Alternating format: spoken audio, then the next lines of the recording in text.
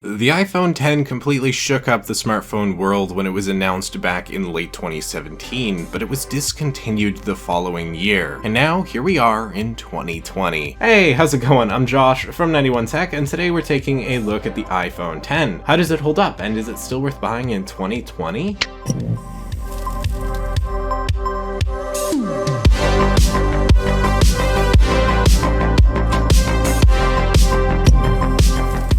Firstly, if you have an iPhone X right now, you're doing fine. It's a great phone and one not a whole lot worse than the iPhone 11 Pro. The general design has not changed much since the X came out, and besides the much improved cameras on the newer iPhones, there's not a lot of difference. That said, if you clicked this video, you're probably more interested in whether or not you should buy an iPhone X, and to give the short answer, yeah, you should. Possibly. It's not for every situation, but the iPhone X is a really good phone for a pretty good price. The iPhone X mainly can only be found used or refurbished nowadays, as Apple only sold it until 2018. Now, they only sold it till 2018 not because the iPhone X is bad in any way, but because it was so similar to the XS they didn't want them competing against each other. The iPhone X can be found on eBay for as low as $400 US. That's a pretty good deal, especially because the iPhone X has an OLED screen, something you won't find on the iPhone XR or the iPhone 11. There are a couple problems with buying used. First is potential battery life. It may not be great, and you might want to get the battery replaced. Doing so will cost you a pretty penny, so that's something to look out for. And the OLED screen might have burn-in, so that's something to watch. Typically they won't because the phone is only 2 years old, but it is possible if somebody left their screen on too much, the phone could have burn-in. All in all, the iPhone X is an awesome smartphone and should get iOS support for another 2 to 3 years, if not longer. If you can find a good deal buying it secondhand, and you're willing to deal with the potential headaches that might come with that, then I would say go for it. Also, if you're into jailbreaking, the iPhone X is the best phone to buy because of checkrain. If you don't know what that is, I'll let you look it up yourself, but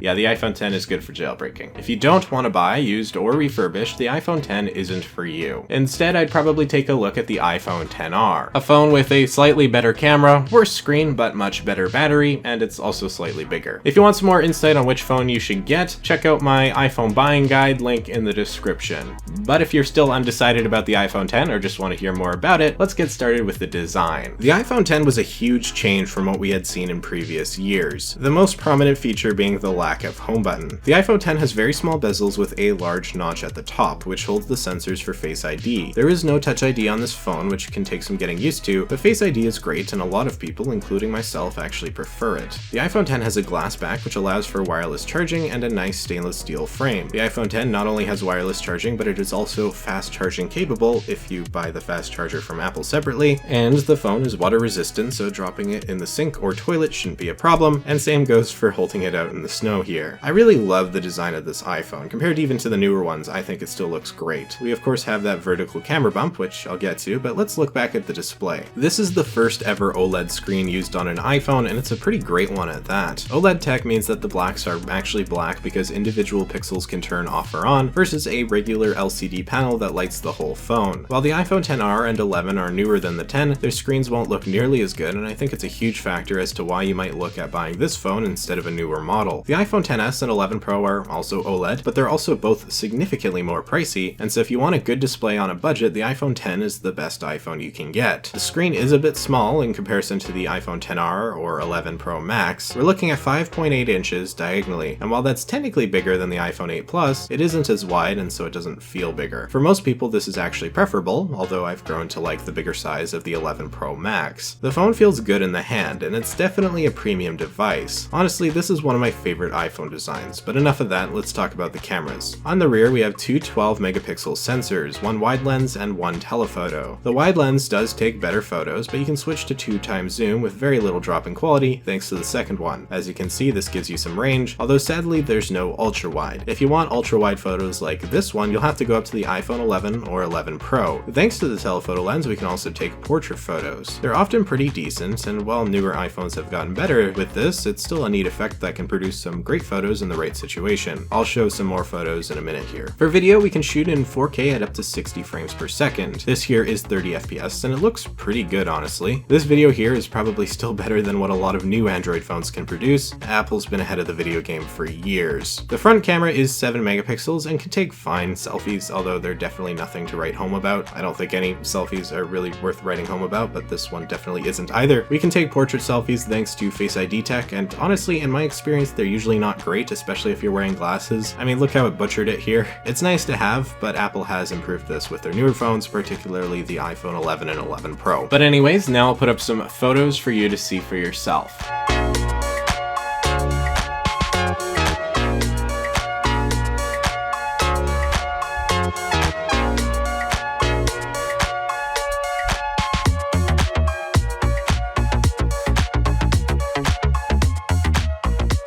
Suffice to say, the camera is more than good enough for most people. It can take decent photos. They're not as good as the newest iPhone, but they're also still pretty good. Hardware-wise, the iPhone X is still pretty impressive with Apple's A11 chip and 3 GB of RAM. On paper, that might not sound like much of anything, but thanks to the power of Apple's processors as well as Apple's optimization in their software, the X still performs like a champ on iOS 13. It can do basically anything the iPhone 11 could do without any hiccups, at least on a software level. It can run basically any app, any game, anything you can think of. The iPhone X is still really fast and works really well. I would say Apple did a really good job with the iPhone X, and it's nice to see that it still holds up so well, especially when you consider the Galaxy S8 and the Note 8, phones released the same year as the iPhone X, but ones that already aren't on the latest version of Android. Apple is really great with keeping older devices supported, and I would expect software updates for almost another 3 years, although it could very well be even longer. It's really tough to argue the value proposition of the iPhone X. It's a fast iPhone with a solid camera, great display, and it goes for as low as $400 on eBay.com. That's a pretty sweet deal, and if you're interested, I really think you should pick it up. You can get either 64 or 256 gigs. Honestly, both are probably fine for space. If you go 64, I doubt you'll have too much issue, but if you do take a ton of photos or something, the 256 gigs would be appreciated. So to sum up, the iPhone X is worth buying if you're okay with buying used or refurbished. And for a lot of people, that is a big if. If you're wondering what the difference is between used and refurbished, it's pretty simple. Refurbished is typically when a eBay company or somebody takes a phone, maybe they slap a new screen on there, they clean it up, maybe put a new battery in there. Generally, that's what they do. Sometimes people will label it as refurbished when it's not really refurbished, but if you get a big eBay seller with a lot of feedback, then it probably is legitimately refurbished. Refurbished phones can be a bit of a crapshoot sometimes because you typically don't see the picture of the phone before you get it, so it might have some cosmetic damage like scratches. Just make sure you get a good seller though, because the quality of the parts used might not be amazing. This is opposed to used, where you know exactly what you're getting because it's listed by an individual on eBay who posts pictures of the phone. Both are pretty acceptable ways of getting an iPhone, although probably the best way is to actually meet somebody on Craigslist or something and buy it from them, because you can check out the phone beforehand. The iPhone X is worth buying for around $400. But again, if you don't want to buy secondhand, then the iPhone XR is probably the next best thing, and it'll cost you around $600 brand new. Again, I'll have my iPhone buying guide linked in the description below if you want some more insight into buying iPhones. But with that, I think I'm pretty much done here. The iPhone X was the first iPhone I bought brand new, and I loved that phone. I used it for a whole year. It was really awesome. I kind of miss it, kind of regret buying the iPhone XS over it the next year, because honestly the XS wasn't a big upgrade at all. But regardless, the iPhone X is great, it still is great, and I think if you buy it, you won't regret it. There's snow in the background, which is different. I'm actually filming this the day before I move, so the set and stuff is going to be different soon.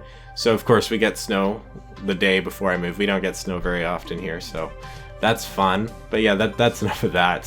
Thank you so much for watching. If you found this video helpful or interesting, maybe hit that like button and consider subscribing for more content just like this. You can follow me over on Twitter and Instagram at 91_tech if you'd like to for some reason. And with that being said, I'm Josh from 91tech, and I will see you all next time.